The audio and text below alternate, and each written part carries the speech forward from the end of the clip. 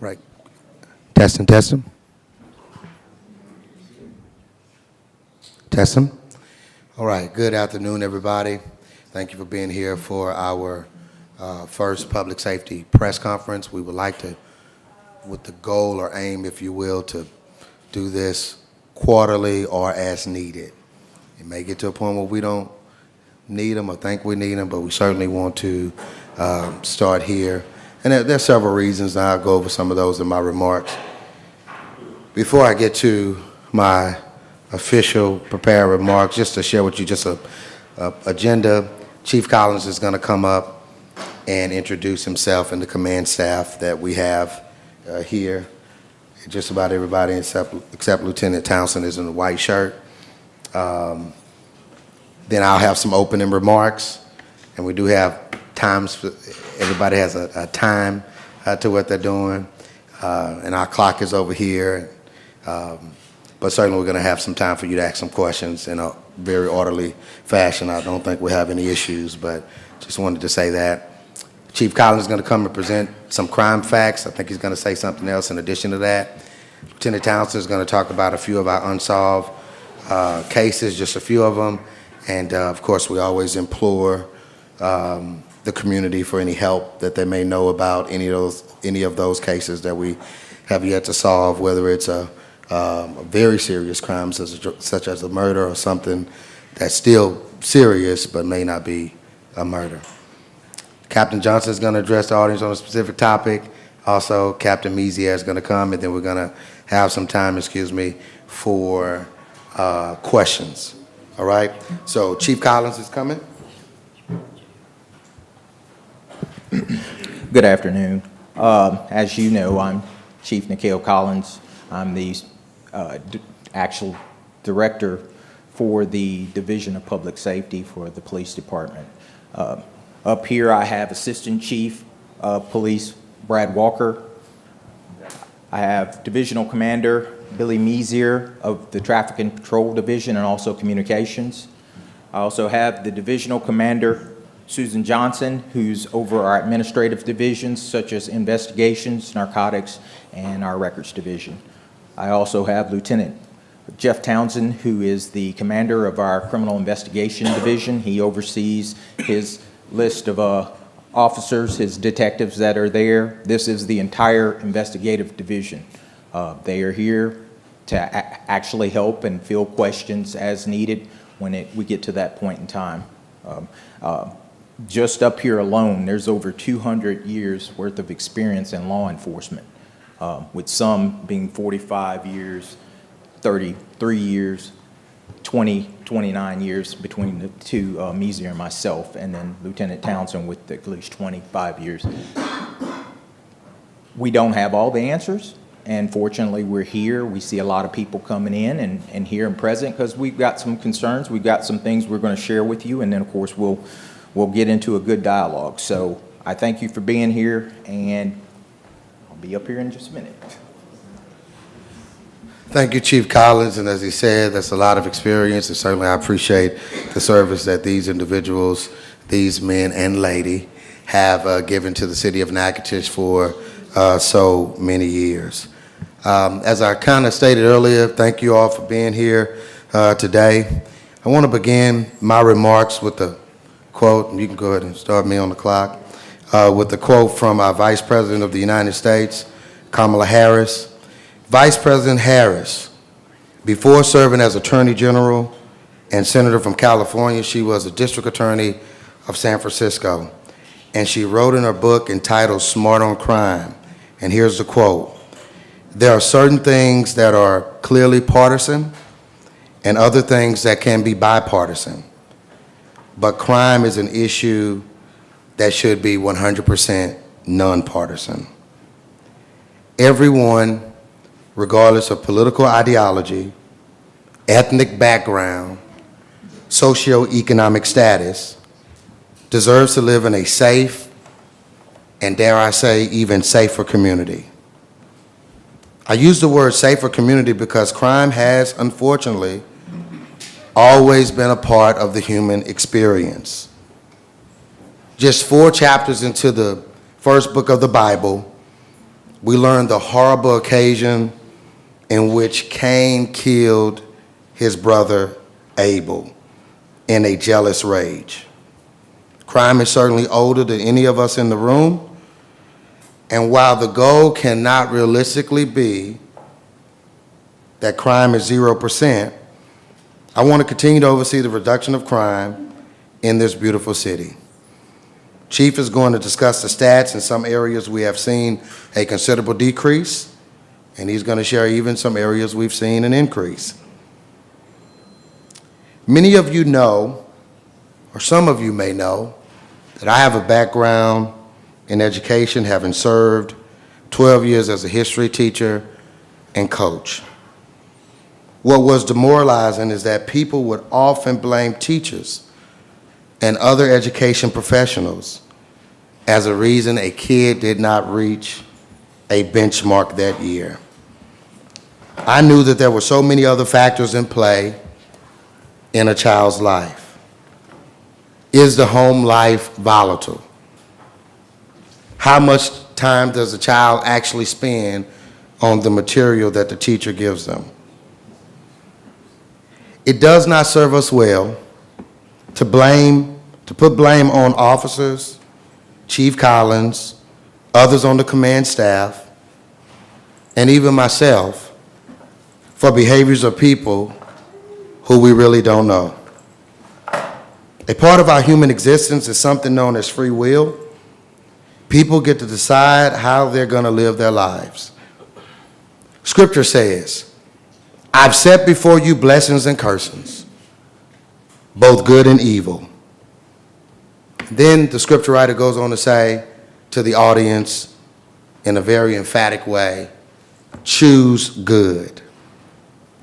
I want to take a moment to say something directly to individuals who have the propensity to or desire to commit harm in my city. It works out better for you to choose good.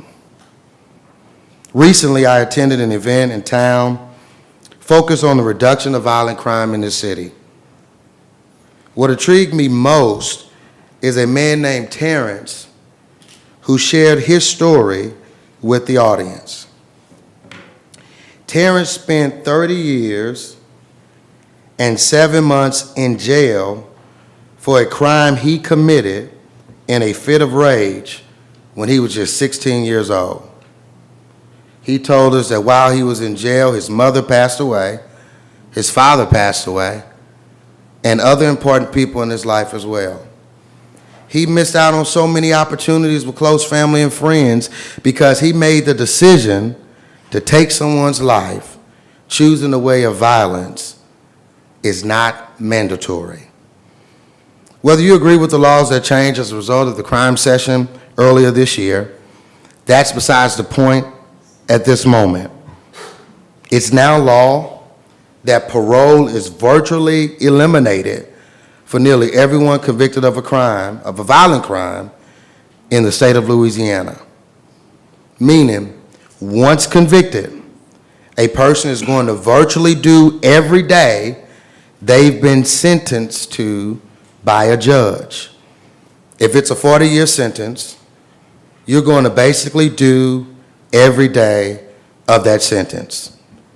I should note as well that new changes allow any person over 17 who is accused of committing a crime to be tried as an adult. And I was just thinking, as we see the image here, Terrence, the gentleman who spoke on last week, if he could have chosen a different path, he indicated to the audience he certainly would go back and do it over again if that were possible. In my closing remarks, I want to share with you some of the steps we've taken to ensure resident safety in the city just in the last few years. The first step we made with the American Rescue Plan funds, some of you may have heard of these funds. Every city got an allocation based on the formula, but the first step we made was to allocate $500,000 to our Natchitoches Police Department for cameras and other vital software that helps in our effort to fight crime. We use a portion, and we call those American Rescue Plan funds, ARPA. We use even a portion of those to give premium pay to all employees, but public safety employees receive the largest share. With the backing of members from the council, we finance the largest raises for law enforcement. And this has actually helped us to attract more people as we're striving for the goal of full capacity. We haven't gotten there yet, even though we got close, and there are some challenges with that in terms of other agencies paying more and coming and taking some of our officers to those other agencies. We've updated our fleet, which is really a big morale booster. So we've updated our fleet, and we're going to get those old Crown Vics off the road, and everybody's going to be in a new vehicle very soon. Nearly all of our vehicles have in-car cameras, and we're striving to get the rest of them those in-car cameras. And we've updated every officer's weapon. We've even made improvements to MPD headquarters that I think are certainly necessary. In my closing remarks, because I know my time is hit, we're determined to continue to make necessary improvements to the benefit of our residents and visitors alike. Legendary Austin, Texas-based District Attorney Ronnie Earl said this, and I quote, he advocated for reconstructing the old code of the West, where the whole town takes responsibility for its safety. That was the mindset in the West as people started to settle out west, and inhabit other parts of our country. That was this idea that law enforcement could not do this by themselves, that each of us has a responsibility for the safety of our town. I'm saddened when I hear people complain about what doesn't get solved, but some, I'll say some, refuse to give information so that we can bring individuals to justice who need to be brought to justice. So we'll leave this up here, and we certainly want to get it out there. One of the first things we did was establish Crime Stoppers. Individuals can report a crime through Crime Stoppers. Their identity is not known because their identity is not even asked. Nobody wants to even know their name. We just want the information. And I should say too, and I'm going to give it to Chief Collins, another thing I want to say about Crime Stoppers, is not only is your name not asked, but that's a call center that we have no connection to.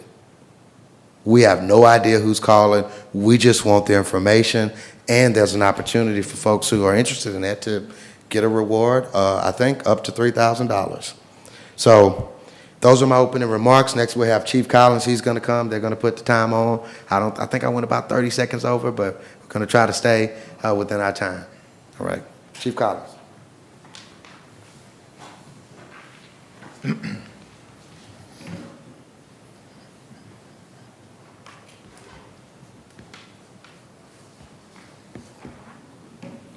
Once again, good afternoon. We're here for a specific reason to talk about crime in our city, talk about our public safety approach from law enforcement side and how to deal with it, and also get the public's input. I'm going to go over some stats with you concerning some of the crimes that we've had. Some have reduced. They're the ones that are most concerning that have increased, and we will talk about that. One thing that we've done at the Natchitoches Police Department for years, and I've been a part of it since I've been there, as far as pulling up stats, providing those stats, and then also trying to give the public access to those stats. Back in January, we went to a new system in March 2023. A portion of that was to make sure that we could give the public access to information. Back in 2012, we actually invested in systems that allowed us to be able to track our officers, to keep an actual note of what they were doing, and also utilize that to actually allocate our resources a little bit more efficiently. The city of Natchitoches covers the police department covers 26.8 square miles. On typical nights of patrol, we have 6 to 7 people. Those people have to cover that entire area, so we are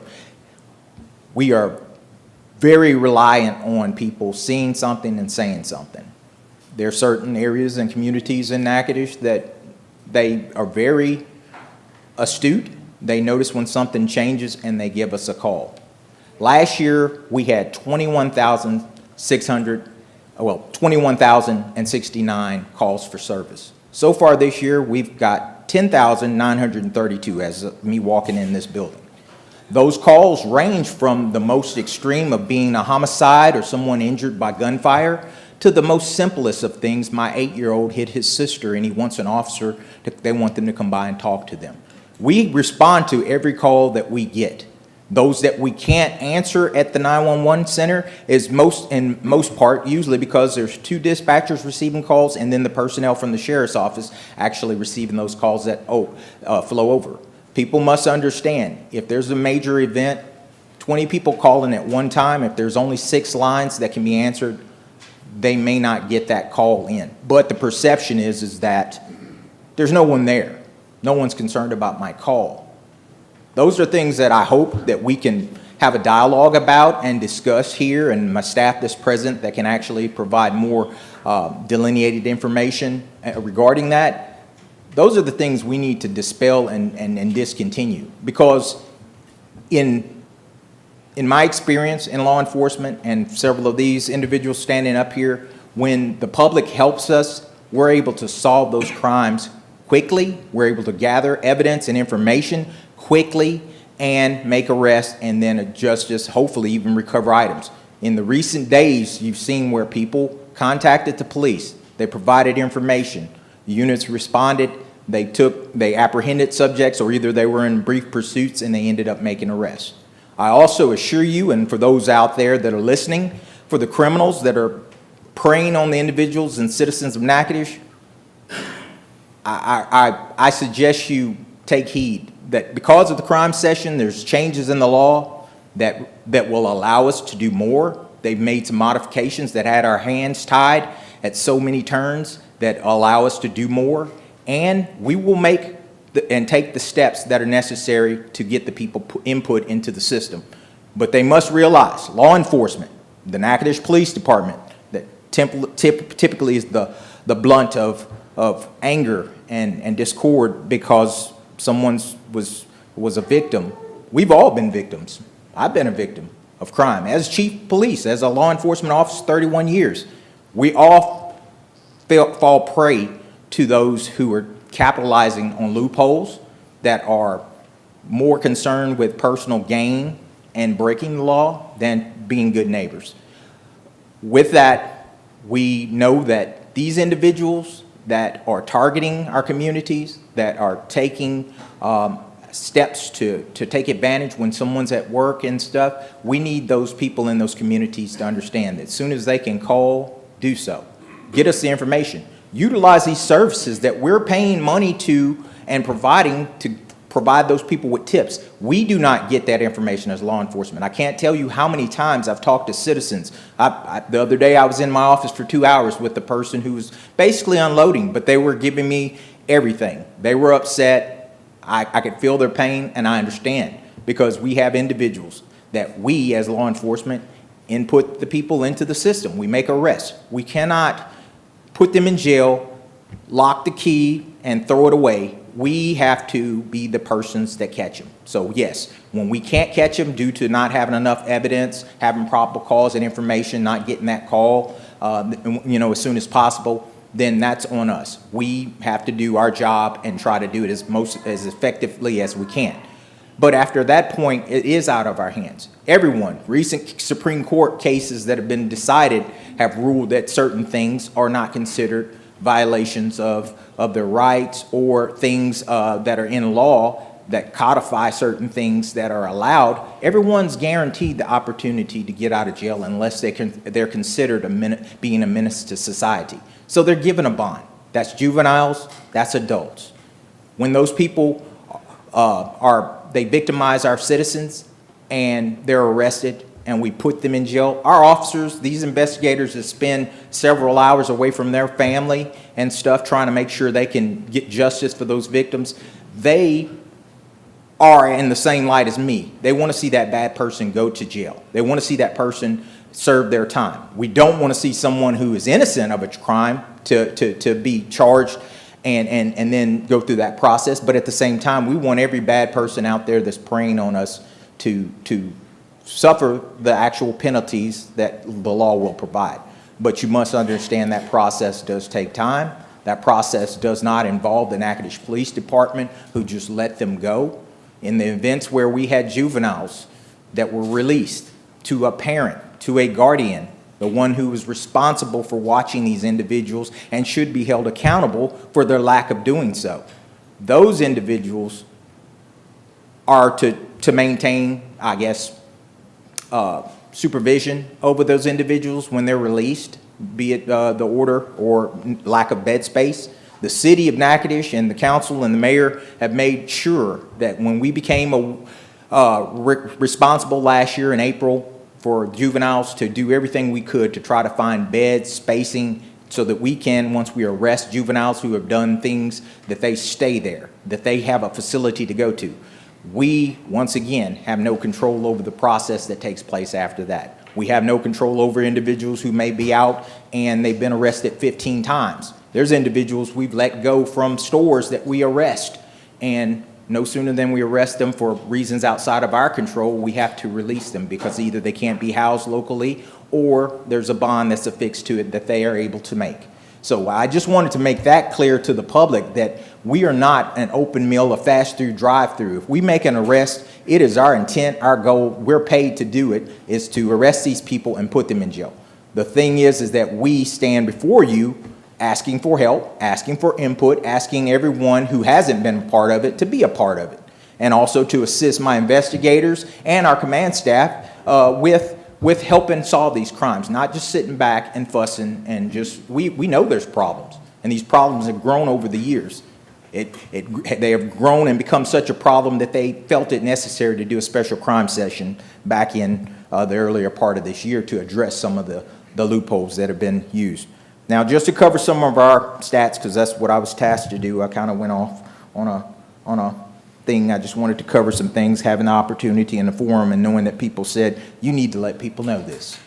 Well, I'm letting you know. And anytime someone wants to ask me a question, my number is 357-3800. Call me.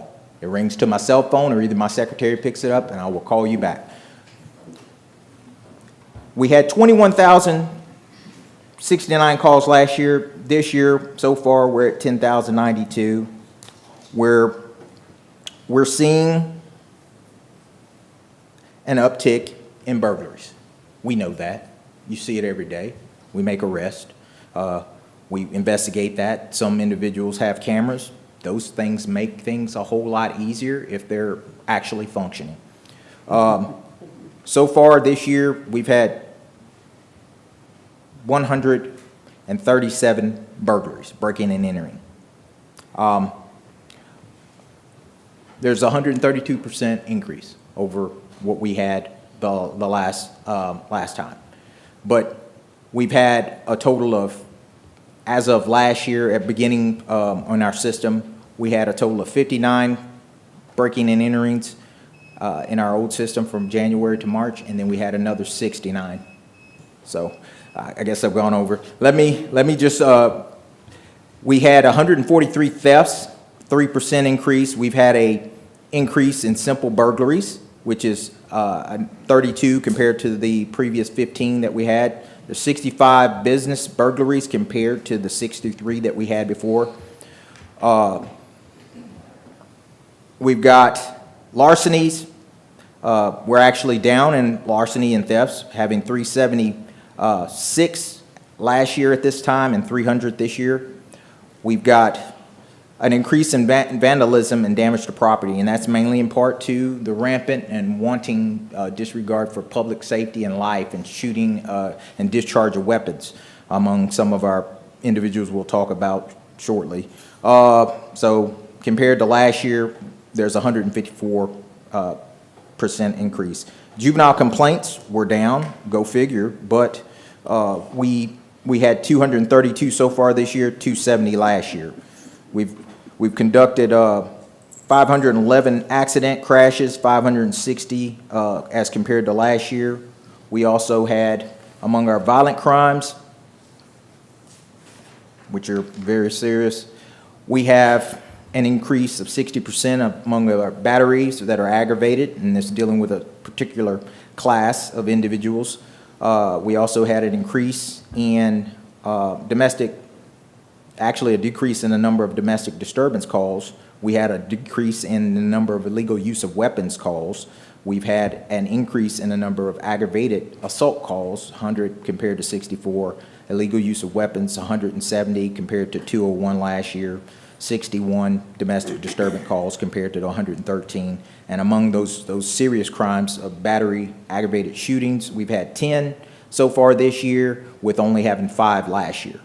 As you can see, as I'm discussing those aggravated charges and those batteries, and even though we're exactly at the same number we were last year among homicides, it's still one homicide too many. It is not acceptable for the violence that we're seeing that's being perpetrated by individuals in our community, mainly dealing with juveniles.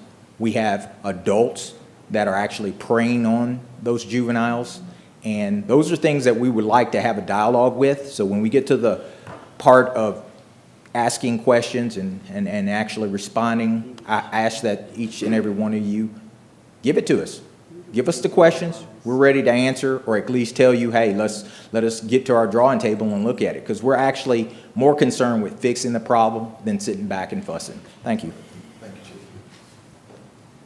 Chief. Thank you, Chief, for those remarks and kind of how you said it. And when you look at the stats, you have some areas where you do well, where you're doing better, like the illegal weapons one you said, so that's better and that's good.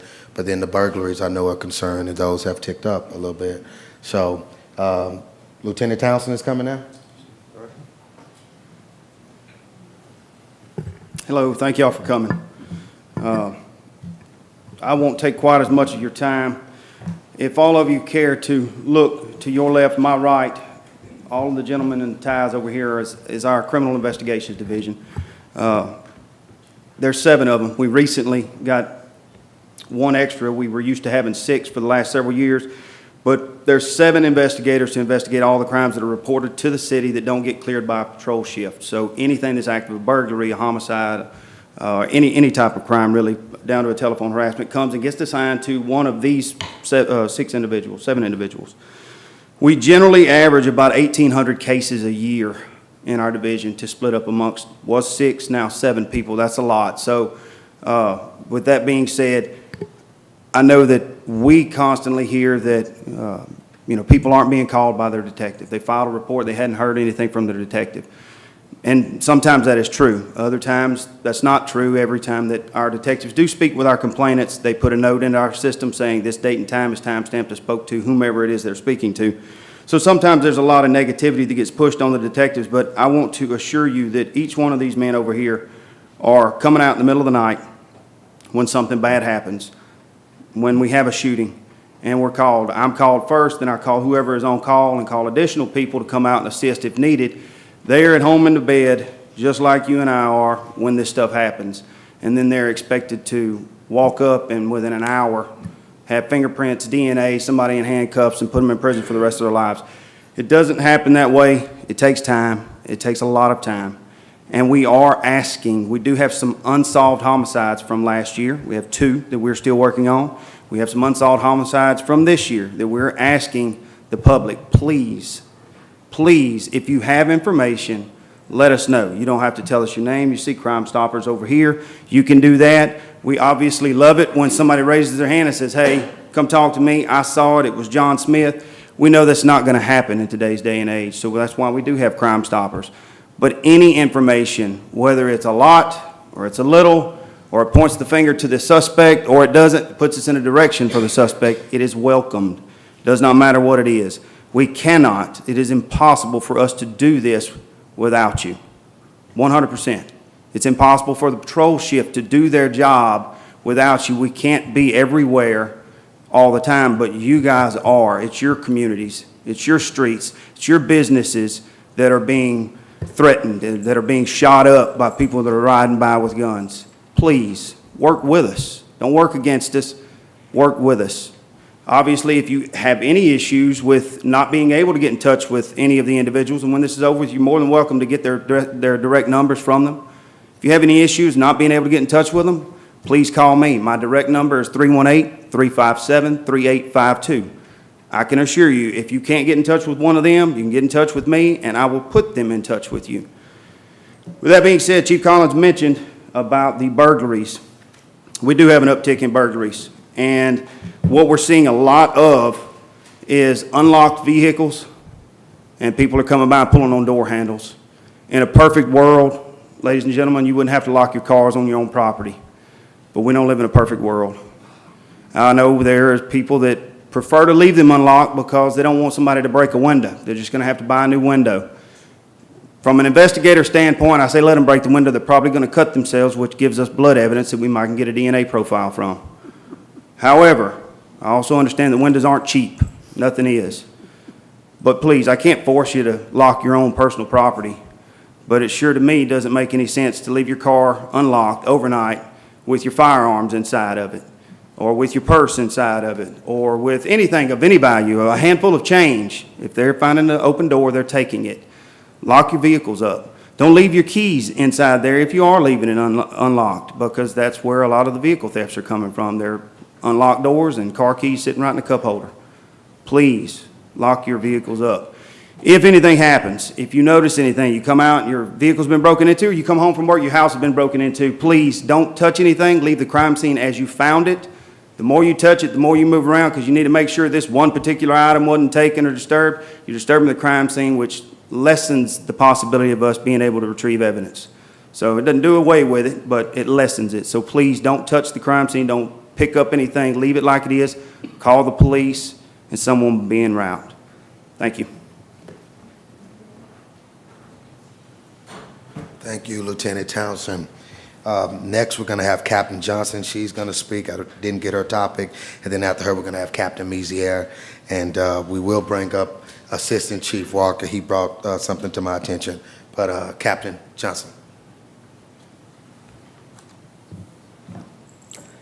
I'm going to be brief with you all. I don't really have a topic. I'm just addressing some things, some of the problems that we're having with the juveniles and stuff.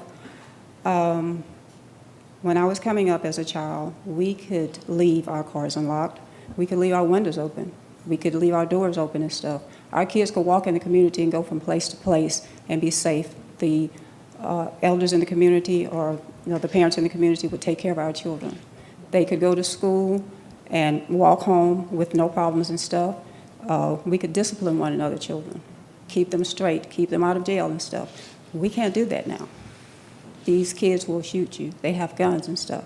Their guns are more powerful than ours. They have more ammunition than us, and they are accessing this somewhere, and we have to address these issues and stuff to get a handle on this. The kids are, a lot of funding has been cut out that we had for the kids that was helping FINS and other programs that could get them counseling and stuff, get the parents in and get counseling stuff. A lot of these programs have been cut out. They don't have the funding for it anymore. So that has made a difference in the community and the things that we're doing with our kids. The kids, they have videos and stuff. They're bold. They're posting videos in neighborhoods in the daytime with weapons, with guns and stuff. We see this stuff. We see the videos, but somebody has to see some of this in the daytime when they're doing it in the broad daytime, and it needs to be reported. We are not seeing it. We see the videos afterwards and stuff, what they're doing and stuff, and they're pretty bold with what they're doing. So we need all the help that we can get in helping to solve these crimes with these kids and stuff. We know this crime is on a national level, so it's not just, we're not just secluded in Natchitoches with what's going on. It's all over everywhere, and we don't have the answers, and we want all the help that we can get. We want answers, we want your calls and stuff. Even though my office, even though I have an office, I don't sit in that office. I go out. When y'all call me, I answer, I come. I'm out in the community and stuff. I go downtown, wherever you need me. Call, I come out, and I'm out and about to make myself available to everyone, to do whatever needs to be done.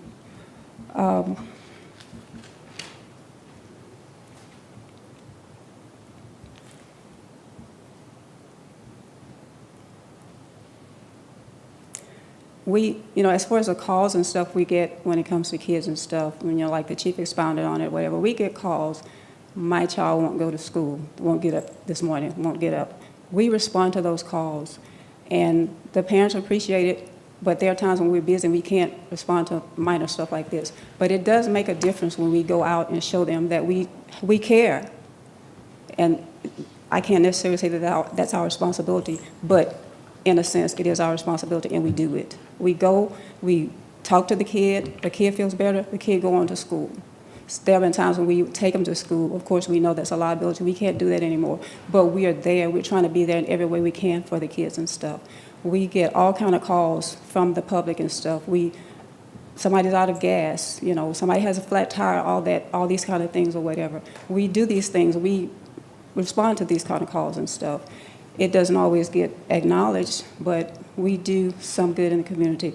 We want y'all to hold us accountable. We want to step up our game and do what we need to do and take this community back, do what we need to do as a whole. We can't do it by ourselves. We need you all, and we're saying it. We'll say it again and again. We need you. We need you to call us, and we respond. If we are not responding or whatever, like I said, hold us accountable. Get on us so that we can do what we need to do to make this a better place. Thank you, Captain Johnson. We're going to get Captain Mezier to come, but I will say she mentioned something about fins and things of that nature. I see about 4 school board members here today, and really great to see you all. They've got a press conference scheduled for Thursday at 10 a.m. I will give kudos to Dr. Eloy and his staff, and of course, the school board is a part of that, for taking the lead on truancy. So they really put their money where their mouth is on truancy. Those kids who are not going to school. And we know idle minds, idle time, and all that creates an opportunity for violence and for them to do all kind of things that are not productive and conducive to being a good citizen. So I did want to say that. Captain Mezier is coming. Good evening. Though I am the captain of traffic control and communications, we also have to give back to the community, which I've been tasked with doing community-oriented type things, such as we do coffee with a cop. That coffee with a cop is we pick a particular day of the month, you come sit down with us, you can sit there and ask us anything. It doesn't even have to be about the police work.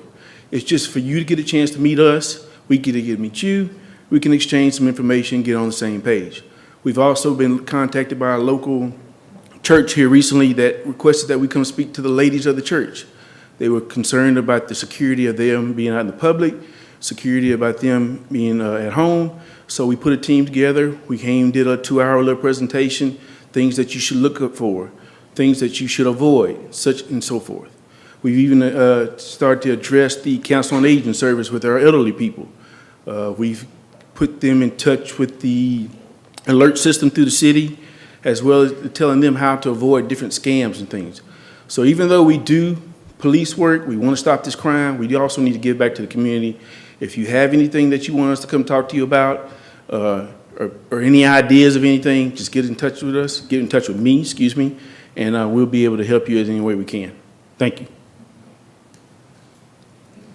Thank you, Captain Mezier. And we thought about something as well that Assistant Chief Walker brought up, and he's going to spend some time. You can give us the same, what we say, yeah, you can leave us that time. I don't think he's going to say anything long. But on kind of the homelessness topic that we've been seeing. So Assistant Chief. Quit demoting me, Mayor. Y'all know who I am. I know just about everybody that's sitting out here in the audience. I'm glad y'all all came.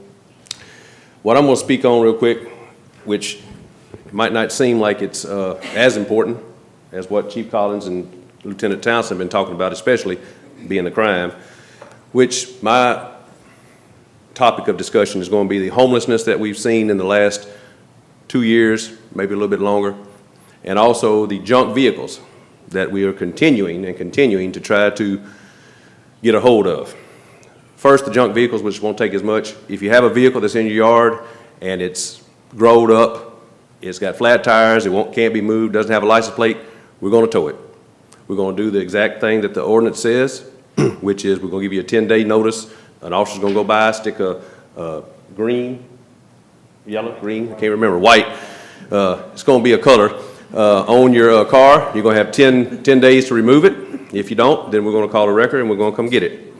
We had problems before trying to find wreckers that would work with us due to stuff that the state makes it so hard to do, but we finally found one, and we're going to do everything we can to clean the city up when it comes to these abandoned vehicles. And it doesn't matter if it's on Amulet Street or Parkway Drive. If it's not running and it's not getting moved, we're going to move it for you. Free of charge to you, too.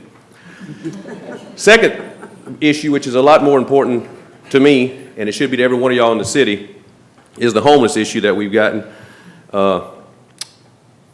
It took me a while, but I finally got some letters from the owners of businesses, particularly in East Natchitoches, churches, and so forth, giving us permission to remove these people from their lots. I know for the last several months, y'all saw some people hanging around the Broadmoor Shopping Center / Presbyterian Church, and they were never moved, and I'm assuming y'all were wondering why. Well, because the law says we can't move them if they're on private property unless the property owner or manager gives us a letter and we have it on file, then we can remove them, which is what we've gotten in the last few days. We have removed these people from these areas.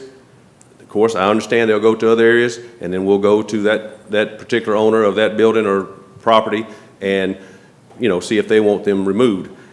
Just to be honest with you, though, if a property owner has no problem with them being on their property, then we can't do anything about it unless they commit a crime, and just being on there is not a crime. There's no such crime as vagrancy anymore. I know some people have asked about the lady that maintains her residence on Front Street.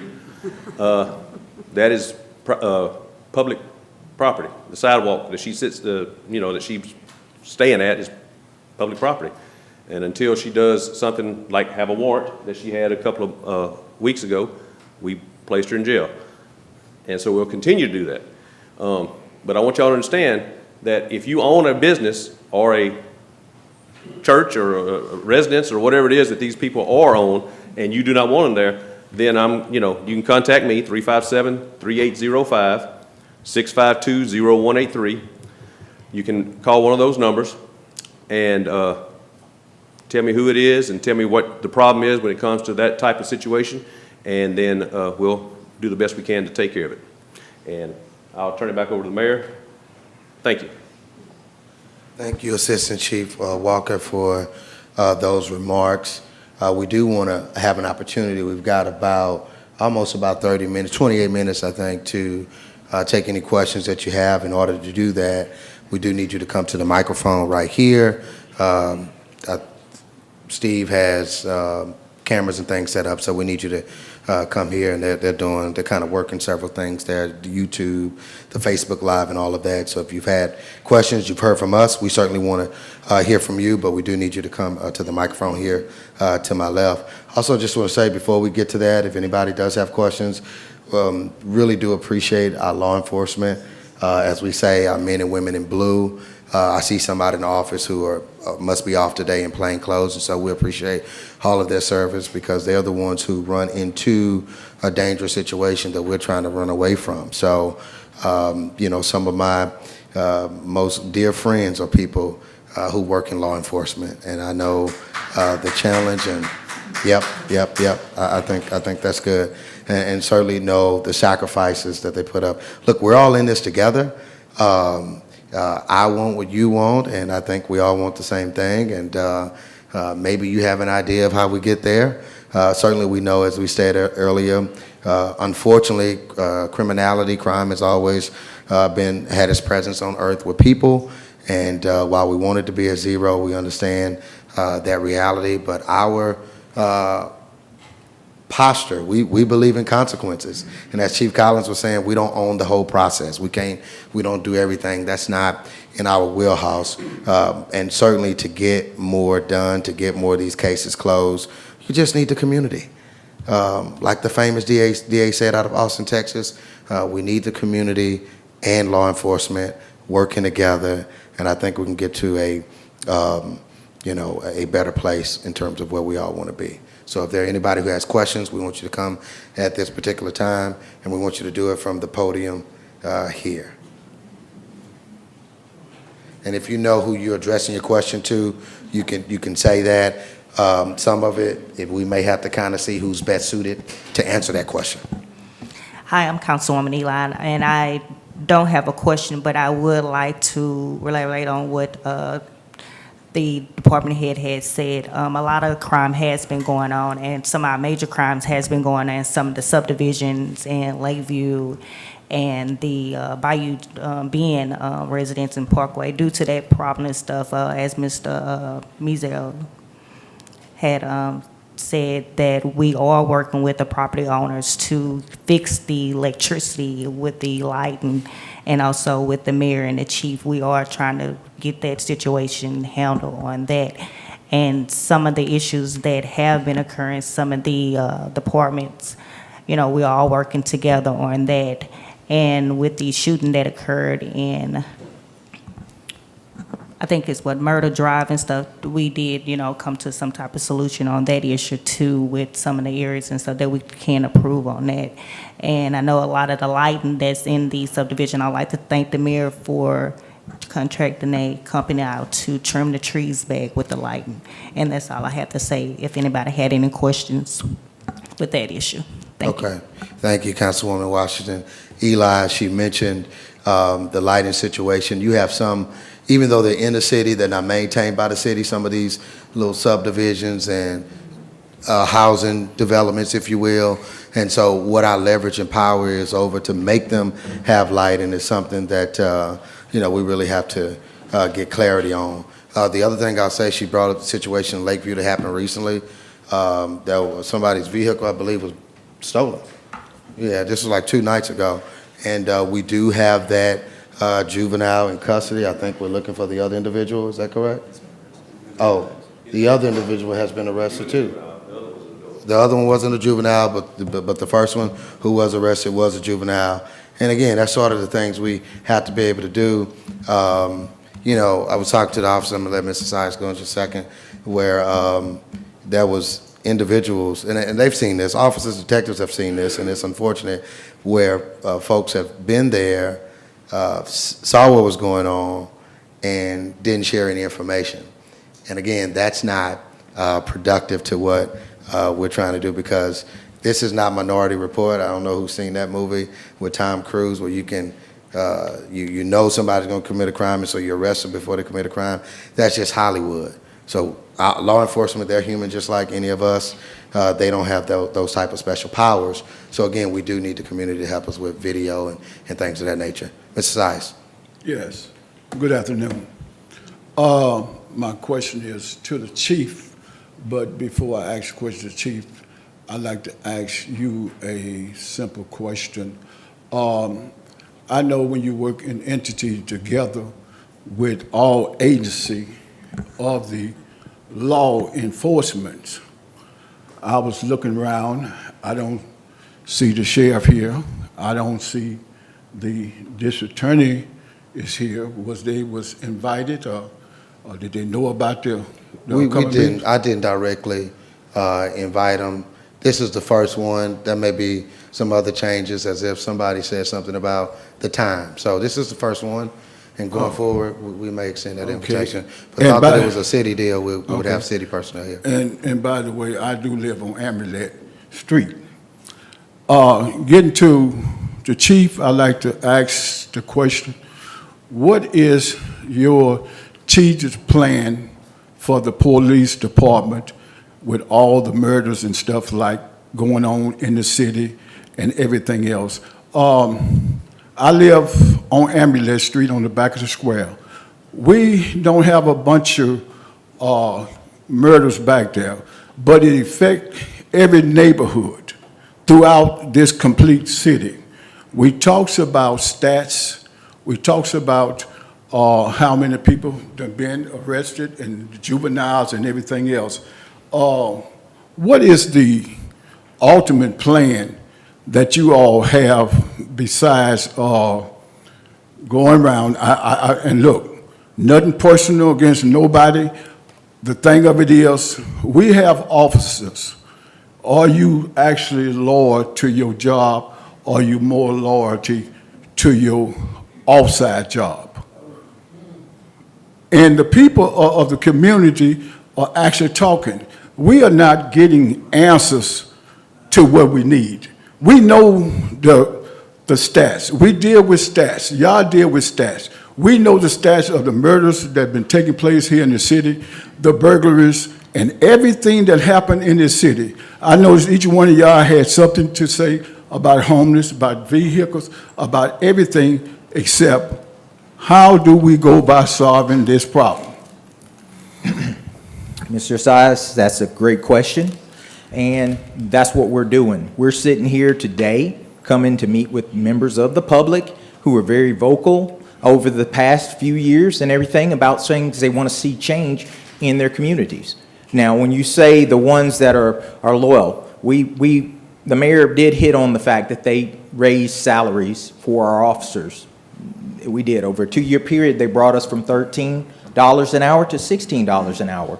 We're still behind the local agencies that are here. So we lose those people each and every day.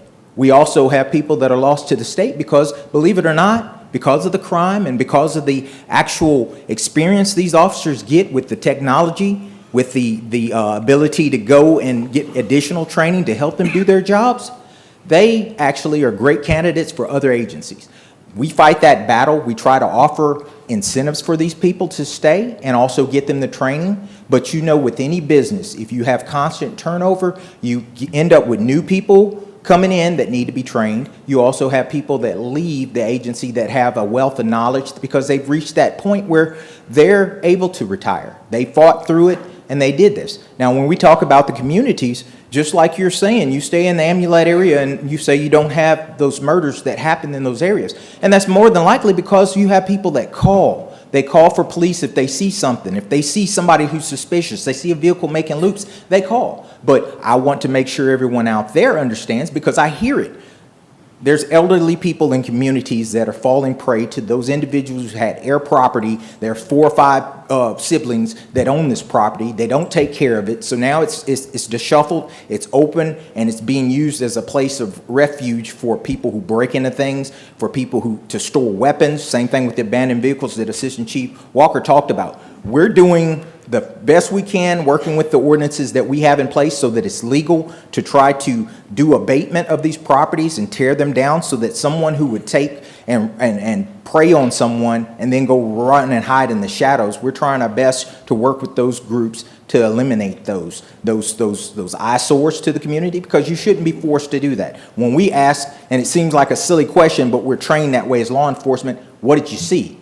In these shootings and incidents, a lot of elderly people say, I didn't see anything because I got down. I would do the same, okay? That's understandable. But what we're asking and pleading with the public to make sure that, look, you know who stays in your community. You know those individuals that have moved into your communities that are staying in these residences, paying rent while the people who own them live in Houston and could care less about Natchitoches. They are preying on those neighborhoods. They're inviting those individuals to come in those neighborhoods to do things. All we're asking is that we get that call. Captain Meeser is over communications and he's also over traffic control. That is for a specific reason so that I know it happens and there's specific instructions that if it happens and we detect it or we're brought, the public brings it to our attention, we'll deal with it. The officers aren't supposed to, headquarters, who called this in? Because if I'm going to have my name blasted out because I just said that, hey, so-and-so who likes to shoot up or break in stuff is standing across the corner, obviously nobody's going to call in. So we're trying to break that habit out of the fact that we have technology now that allows them to send that information to each other. We have radios that we can encrypt because guess what? Believe it or not, a lot of the people, when they call in burglaries, and I'm just going to give you a little education, when you call the police department and they get dispatched to it, same thing on sheriff's office, they're able to scan from their phones. So we're having to develop new ways of dealing with that. At the same time, with that technology that we have, been fortunate to have the ARPA funding that was provided, we're able to do crime analysis and look at the areas and look at trending. Working with Lieutenant Townsend and his staff, along with Captain Meeser and his patrol officers, we're able to target these areas where we have a higher probability of a crime happening, such as a burglary or a shots fired call. We also are trying to work with the agencies. You mentioned that there's not other agencies here. I do want to recognize Major Jesse Titano, who worked for the police department, and he's a major over the patrol bureau at the sheriff's office. We work well with agencies. We had back over the past 3 years, based on ARPA funds and other grant funding that we've had, we've conducted everything from ASP, which is Additional Street Patrol, to Action, which is a group that was formed utilizing ARPA funds of both sheriff's office and city personnel to go out and target individuals in those communities that are having those problems. We're doing that, and it's an ongoing thing. We also produced back in March a 5th shift. That 5th shift is utilizing narcotics investigation and their vice information that they have, along with plugging into the CID at both the sheriff's office and the police department to share information so that we can target individuals. Something I didn't share with y'all when we were talking about stats, 6% of individuals in a community, 6% cause 60% of the criminality. We're doing what's known as broken windows. Our staff's been trained so that we can target these individuals that we can put in jail and prevent them from repeating those crimes. But once again, it is a concerted effort to work with the partners and the individuals in this process, because when we do arrest them, we have to make sure that we have probable cause, we have that evidence, because we are just the input. We can't even get past the part where they get billed and actually prosecuted unless we have what is needed to turn in. But Mr. Sias, you brought up things in the public, and I'm glad you came up to ask questions, because that's the only way you can get an answer is if you ask that question. There's no such thing as a dumb question. People assume a lot. They assume that we don't do a lot, and sometimes they don't realize our hands are tied. But did I answer? Yeah, you did good. I do appreciate you. I'm gonna go sit down now. That's it. I want to touch on one thing. The actual question that you asked was about you saying that it seems that some officers appear to like their off-duty jobs more than they do their regular jobs. Is that not what you said? I sure did. Okay. Well, here's the answer to that. There's not one officer here, especially from the rank of lieutenant down, that could work here if they didn't work off-duty jobs. Second thing is this. Every off-duty job that they work has been requested by the owners of the city of Natchitoches. Some people have asked for it, and we couldn't provide it because we don't have enough people. So the answer to your question is, nobody sitting in this room right here or any other officer that works for the Natchitoches Police Department likes their off-duty job more than their full-time job, because they couldn't do their off-duty job if it wasn't for their full-time job. Thank you. Oh, okay, well, answer this before you sit down. I'm standing up. Go ahead. Well, sit down, stand up, whichever one. You can go on the east side of town, headed towards Walmart, and you will find by ShopRite, you'll find police officers turn in different angles, talking to each other, and everything else. You go down by the old Natchitoches nursing home there. You got somebody watching over a vacant building. You go down by Walmart, you got police officers sitting around and everything else. My thing is, if you got 5 or 6, I live on Amulet Street. I sit outside a lot, on the porch and everything else, and I see things. Or you can come by and sit there yourself. There's no policeman coming through there at all some nights. Sometime, some of them come through there. Guy with the tattoos on, he come through there, he wave at me and stuff like that. I'm not trying to say that I want you to watch over the square. We have less police officers on the west side of town. If anything occur, everybody got to come from across the bridge to get back over here. The shooting they just had over there on Merrill Drive the other day. A lot of police officers was on this side of town here. And it's pretty sad that these people are not sectioned to different areas. Go out and talk to, Mizia talked about having coffee with the policemen who come down there. What happened to the policeman going up, knocking on or seeing people sitting outside, holding a friendly conversation. This is how you get people to get involved and talk to people and talk to the police officer. A lot of people don't even trust the police officer because of the fact that if something go on and somebody come back by their house, the first thing they say, well, hey, the police must have been told them who I was. This is why people are not calling into the police department. And you know what? It's a lot of things won't be answered, and a lot of things won't even be solved. But like you say, this is a start, and Baylor Heights, Breeder Town, the square, over on this side, or the west side of town, have more security than over on the east, the west side of town. Because the east side over here, there's police officers, you turn the corner, there they are. And I'm not saying that you better see them come across the railroad track.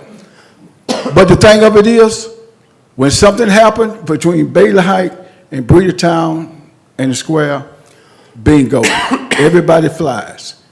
And night patrol, just set up sometime and see, do they make it lay their rounds?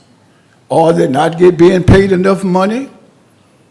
Or we need to give them some more money, and maybe they'll do a lot more. But the thing of it is, we all in this just together. It is the first time I ever seen this chamber full of people. And it's good to see people come out and concerned about their community. Y'all see anything? Y'all need to call the call the police, call somebody, so they can kind of come out and kind of, see what's going on. And like I say, we just talking, and it's a friendly conversation. If anybody else got something to say, you better get up here and say it. Hey, I think we're at the end of our 28 minutes. We're at the end of our 28 minutes, so we'll take these two, but we're not running off anywhere, so if anybody want to ask a question directly, we'll stay around. So we got Ms. McGaskey, then Ms. Bouwan. I got that right? Okay. Well, we're not going anywhere, but we just kind of want to be sensitive of everybody's time. So, y'all can come ask us directly. Yes, Ms. McGaskey.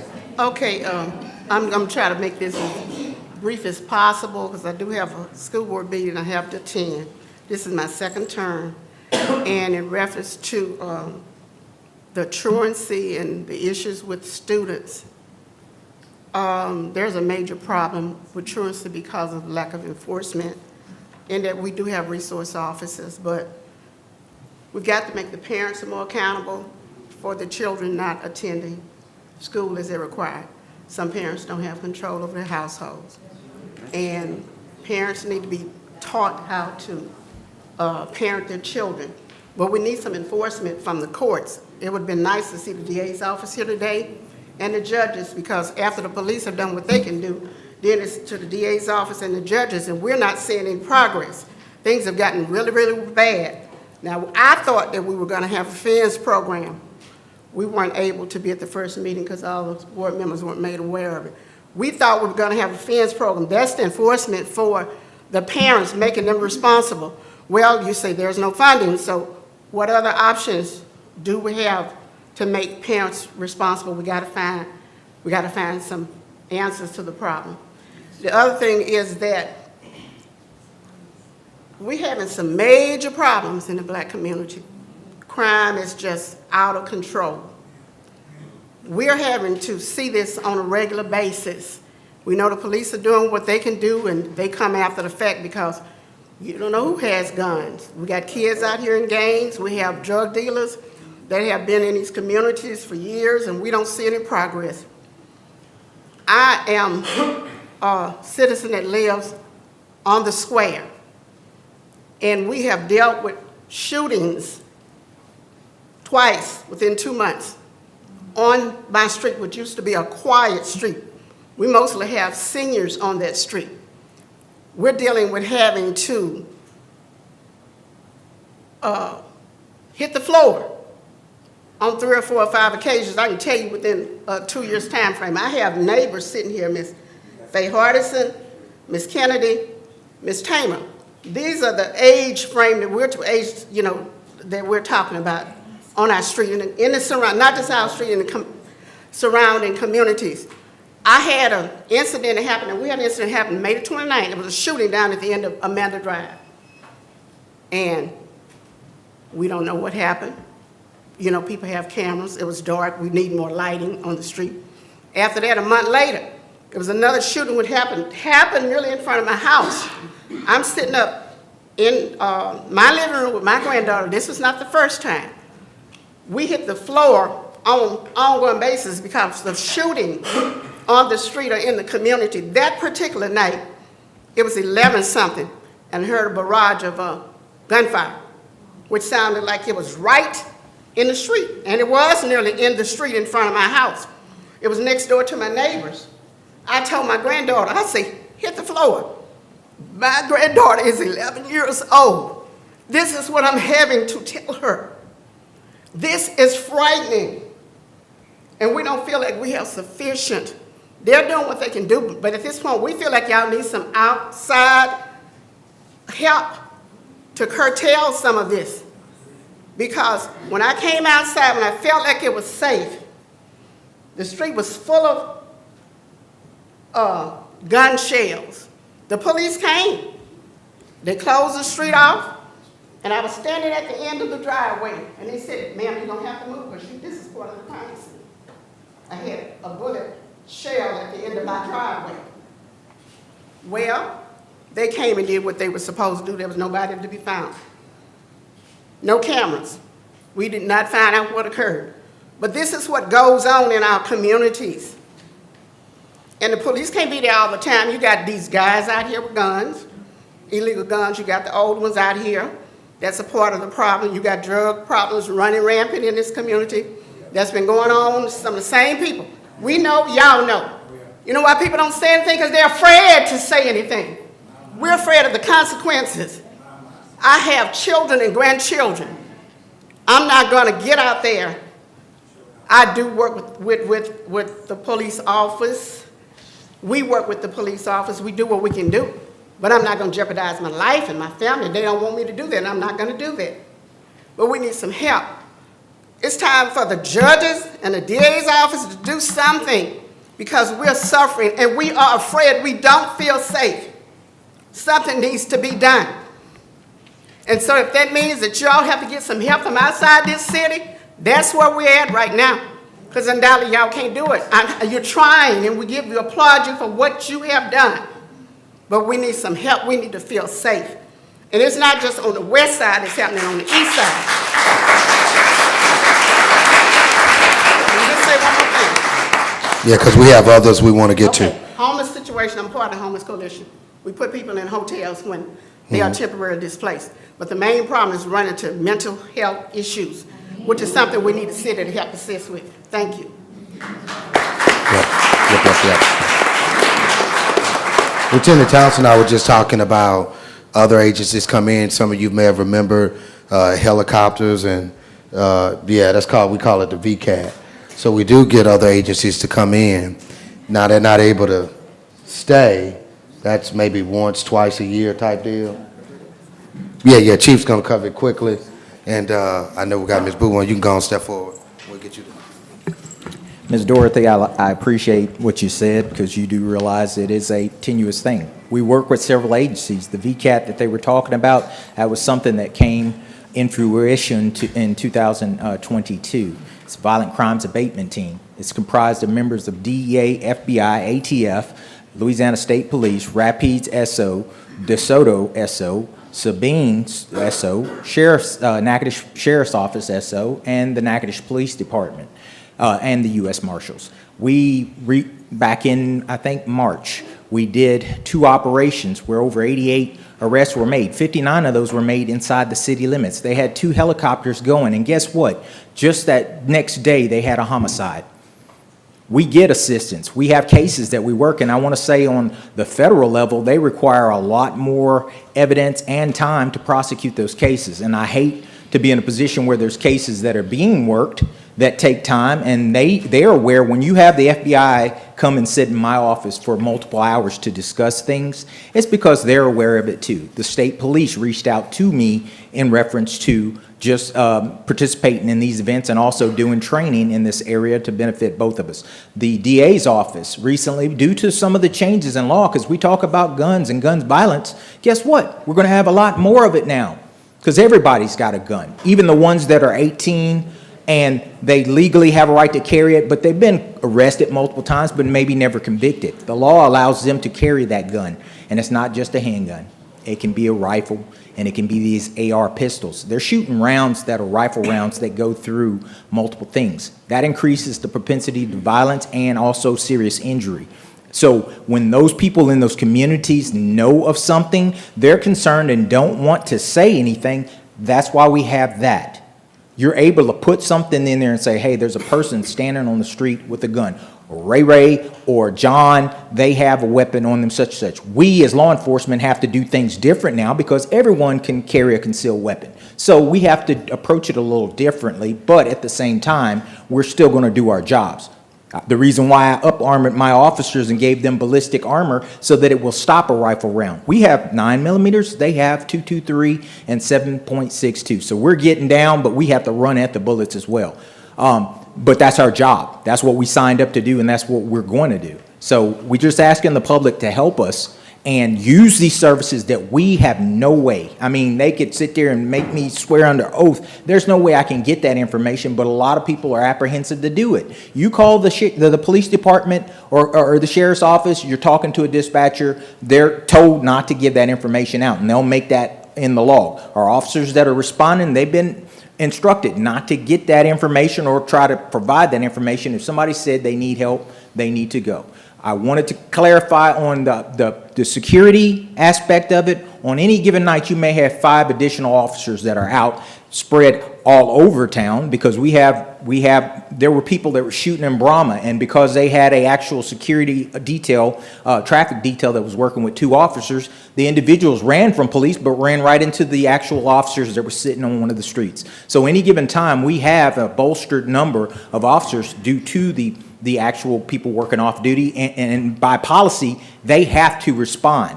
I can't tell you how many times I've heard the officers call in that they heard shots fired while working one of those details, and that sends the shift into trying to locate where it's at. And at the same time with the 5th shift, and then also I've seen a lot of saturation because of the new systems we have that are multi-agency. We get to see where everyone's at, and that's both Sheriff's Office and PD. And Major Titano left out, but I commend them on their efforts too. I watched the other night, there were 14 units, both city and police, that were working and patrolling the areas in West Natchitoches because we're able to see that. It records that. So we're able to look at it and do smarter. Captain Mezier is actually able to address his shifts individually, and when he's looking at things that he draws concern. They've been instructed to actually, if they're working on reports, because we do have to do paperwork, y'all, they do it. I can't tell you how many times I've seen units sitting over in West Natchitoches in front of the Family Dollar, in front of the new Public Works building, various different places. That's so that they can do the report but still respond if needed. They can't drive and type at the same time. So there's paperwork they have to do. I'm not saying they're always doing paperwork. And when you see something like that, we need to be made aware of that. That's why this command staff is here, because we all had to do it and we still do it. And the thing is, they're required to do their jobs, but at the same time, y'all got to realize that they're sometimes doing their job and they're taking care of business that needs to be done. Because if they don't do that report, the DA can't do his job, the courts can't do their job, and then the victim's mad at us because we dropped the ball. So, thank you. And look, we're going to have to be very expeditious. I see we got 3 here. Expeditious. Again, we could say and chat with people individually, but we want to be expeditious right here. Yes, ma'am. I don't really have a question, but I did want to speak on the police department's behalf. I run the Raising Cane's on the other side of town, and probably 99% of your grandchildren or children come to my restaurant in the evenings, after school, after football games. Any event from anywhere from Natchitoches to Campty, Clarence, Coshada, Sabine Parish, they all come to my restaurant. And I take pride in that because we partner together to try and make that a safe place for your children and grandchildren. I can call at any time and an officer will come and assist us. If we do feel that the parking lot's getting overcrowded, they will come and help us either clear the parking lot per my request, or they will monitor on the other side of the parking lot to make sure that nobody's hurt. That they can have a place, like many people say, there's nowhere for kids to go in Natchitoches. Well, I take pride that my parking lot is a place that they can come to. They can get good food, they can hang out, and they're safe. But also, on the other flip side, I work late nights. So a lot of people tell me I'm crazy. I don't get off till maybe anywhere from 3 to 5 in the morning. But I get to leave and I see anywhere from, I can drive from that side of town to my home on 504, which is out of city limits. But I can see anywhere from 5 to 10 officers, like you said, city and sheriff, that are watching the roads. So they're on that side of town if we need them, but they're also all the way home. I'm protected because they are doing their job and they are out and about. You might not see them all the time, but they're there. And the things that we do see come through the drive-through, yes, I could say something about every single vehicle or every other vehicle that comes through my drive-through. It's not fun. Sometimes it's kind of like, oh my gosh, you know. But there are laws that are changing, and there's things that are becoming legal that they can't do anything about it, but it starts with us as parents as well, that we're holding our children accountable and that we're making them go to school, and we're checking their backpacks and we're checking to see who they're talking to so that we can support them in keeping everybody safe as well. But I do appreciate everything that y'all do, and like all of them said, call them. If you need something, call them. Don't complain about it. Just pick up the phone and call, because they're going to come and help you, because they come and help us whenever we need it. So. Thanks a lot for your remarks. Really appreciate it. Yes, ma'am. Just Look, very, and yeah, I was gonna say we can't take everybody, but yeah. just very quickly, Marty Summerlin, Darkwoods Yes, ma'am. Adventure Park. Thank you, gentlemen and ladies, for everything you do. Very quickly, it's appalling how little y'all make. That's kind of scary. What are resources for one, up and pay? Because we do know if there's more pay, then they're going to stay longer. They'll know the community better. And two, where is more dollars to get more assistance, to get more officers? I mean, I don't know where the money comes from. So where are opportunities to get more funding? Well, I mean, it was a part of the utility rate adjustment. A big part of that was to up the pay like we did. I know that was heavily criticized, and I get that for some people, but we certainly wanted to be able to jump. And I know, like Chief said, and we talk about, we did make a considerable jump for them from 13 to 16, but there's still some others who are ahead of us. So, the resources are not just, we don't want to obviously overburden our residents. We can't do that.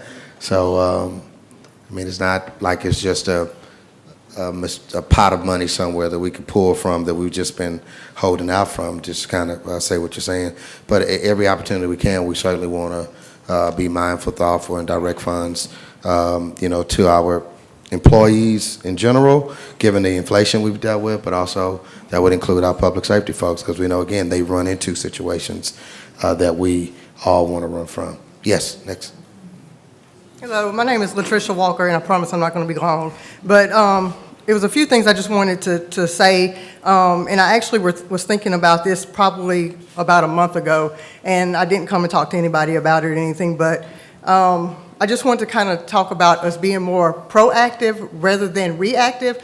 And I don't want to put it in the sense that y'all aren't being proactive, because I really do believe y'all are all doing the best y'all can do. Y'all are doing a good job and everything. But from our standpoint as citizens of the community, I think a lot of us feel like it's not a lot of transparency of what's going on, and because we learned a lot today, and I think this was very, very helpful.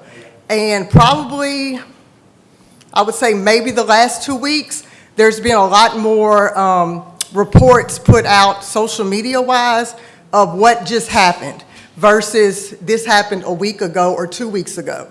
And I know sometimes y'all are saying, like, we need to say something, but if some people, they're just going to hear about it, they're going to know about it, but not everybody does. And so I just think that if y'all can get the information out a little bit quicker to us, like the next day or something like this or that, it's going on, or this is what we have done to try to, work this like, and I know, like, like he said, like, we can't get an arrest, they're not gonna be in prison, all that, all in 24 hours or whatever. It is a process, and it's a long process.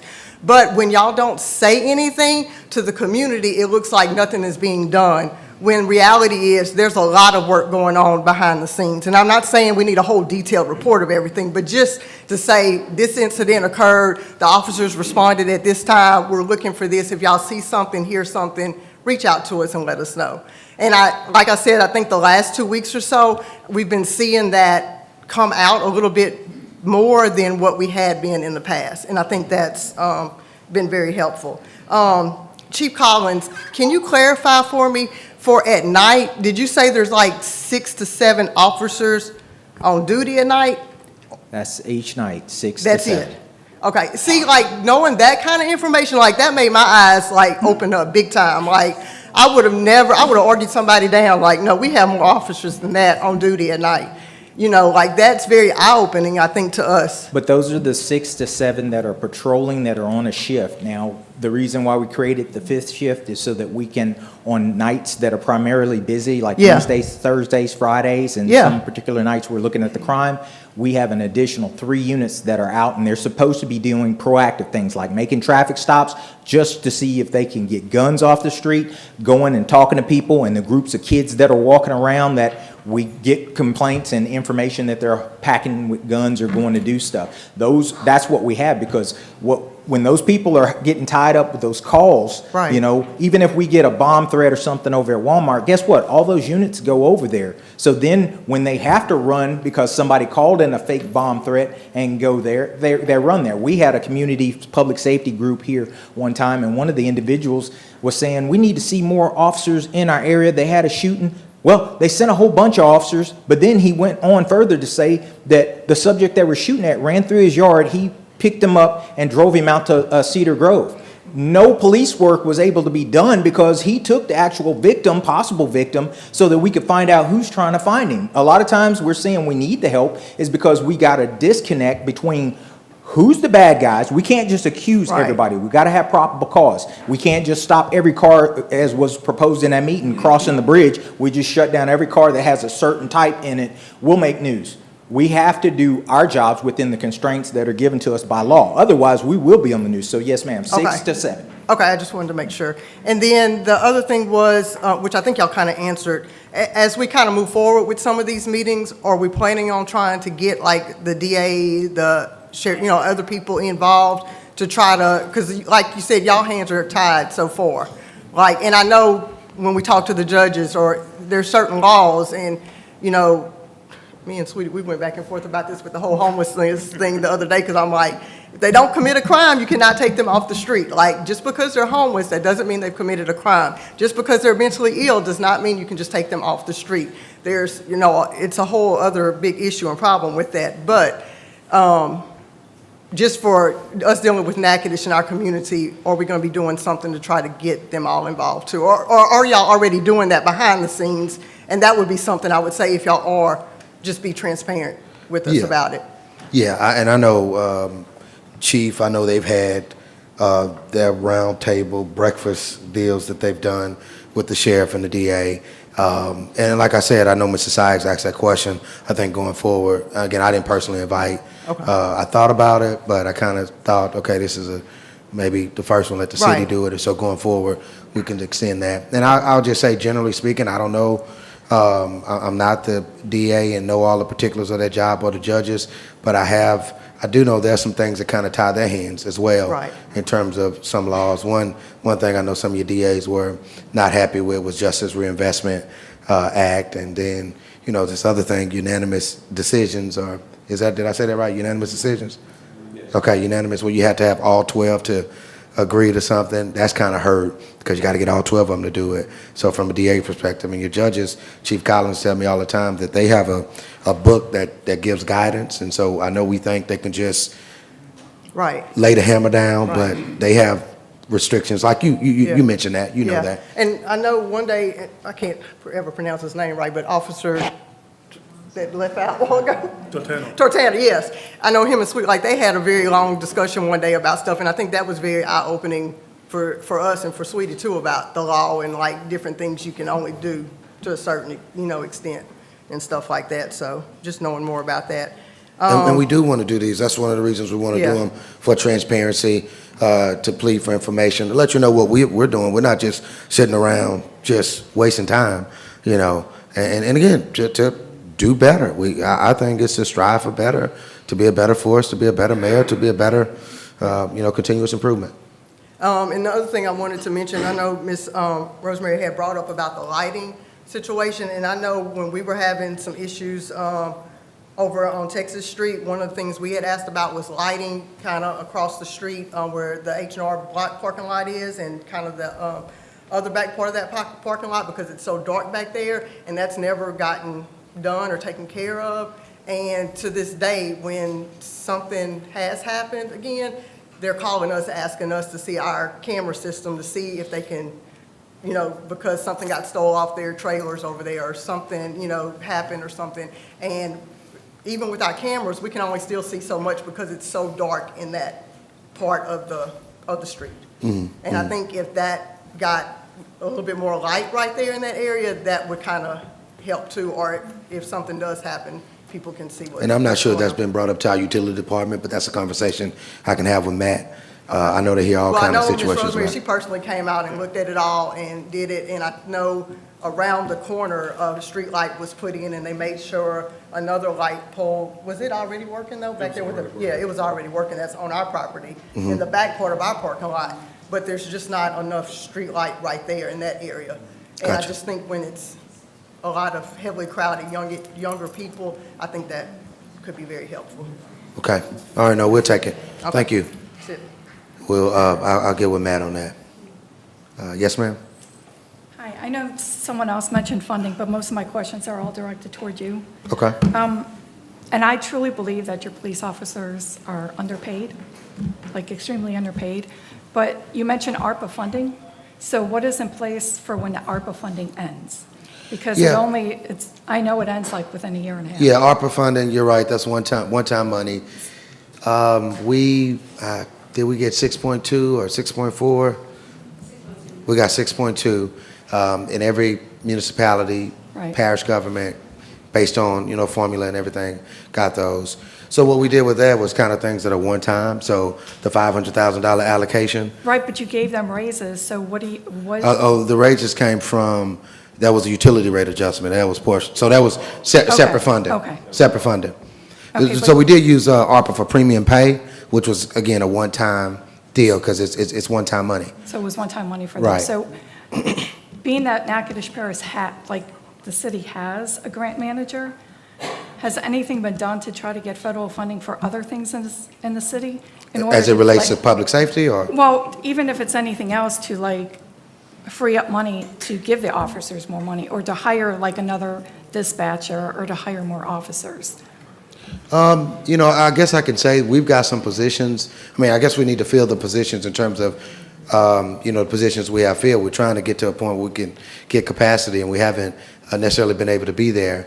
Right, but since we have a grant manager, has anything been done to try to get grants? Well, we've for got- other stuff in the city to free up money to pay the officers? Yeah. So we've gotten $40 million in grants. And I guess we just, at what point do you go? You can say, let's get them to 20 or 25. Now, what I have to manage as well is we've got other people in the city as well. I've got linemen, I got folks like that. So I have to be careful that while I think officers do deserve it, we do have other folks in the city as well who, although they have a different job duty, you just kind of balance Right, all of but- that. But other grants would also free up money for that, too. That's why I'm. So we've gotten grants, and I guess we can look even more so. We just did a considerable raise. The second part just took effect in May. So we're always looking to improve, is I guess the best way I can answer that. And is it possible, I know, I had heard that juveniles, when they were first picked up, they would be taken to the detention center that's under the sheriff's control. Is there a reason why they can't be put in a detention center, even temporarily? Yeah, you've got so many laws, from my understanding, laws that would prohibit that in terms of, I think one of them They can't be in sight and sound. Juveniles can't be in the sight and sound of an adult. And so right now, the way our detention center is fitted, although there may have been some room, I don't know if there's room now at this time. Well, I'm just saying space in terms of square footage.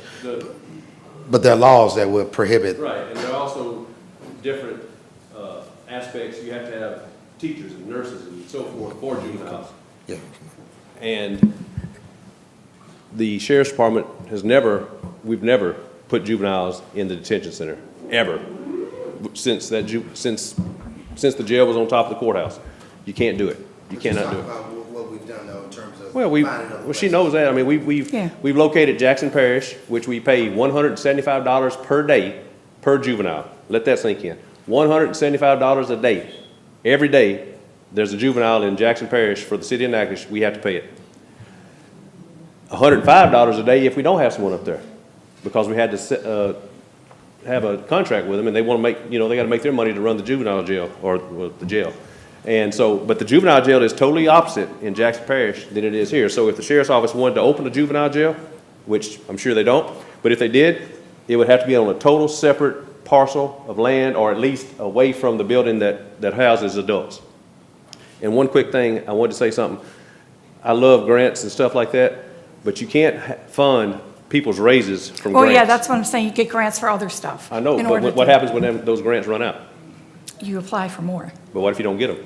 Then they can't take our money from us. So now the city's That's out, they don't have any money. It's a good idea, but it just won't work. We thought about it a The only hundred reason I times. ask is because this is what I do for a living for Right. Baltimore City government.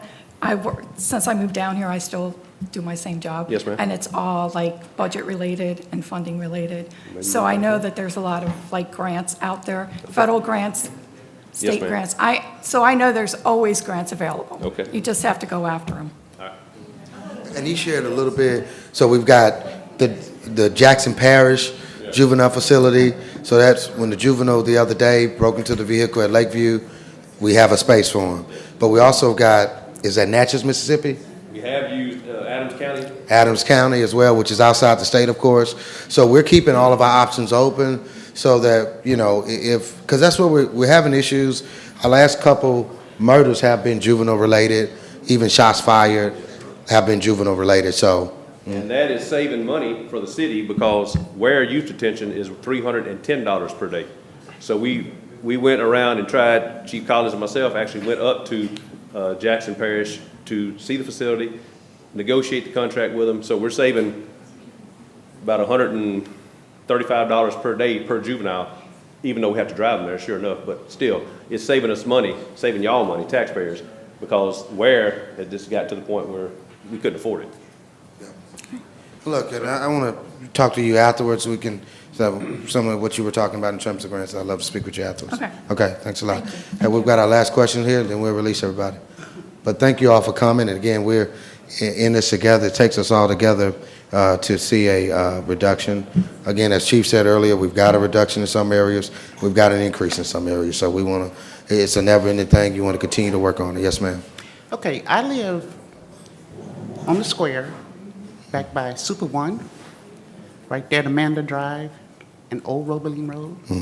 And back in March, my sister and I at 1-something in the morning, there was a shooting right at our back door. You could have swore it was in the front yard.